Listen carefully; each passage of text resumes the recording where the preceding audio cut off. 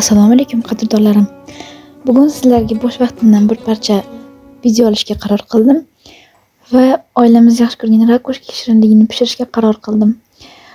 O'zi aslida bo'sh vaqtim yo'q edi, lekin shirinlik yegimiz kelgani sabab rakushka shirinligini pishirmoqchi bo'ldik. Rakushkani hamma sevadi, bilaman. Bu ya'ni chig'anoq. Retseptini albatta opisaniyada yozib qoldirdim. Bugunchalik shunchaki faqat video olishga va pishirishga qaror qildim, lekin to'liq videoga ola olmadim.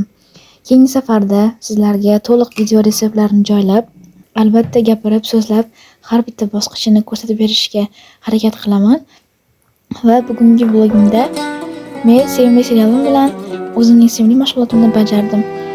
Keyingi sonlarda ko'rishganimizda albatta sizlarga bundan ham ortig'ini so'zlab berishga va ko'rsatib berishga harakat qilaman.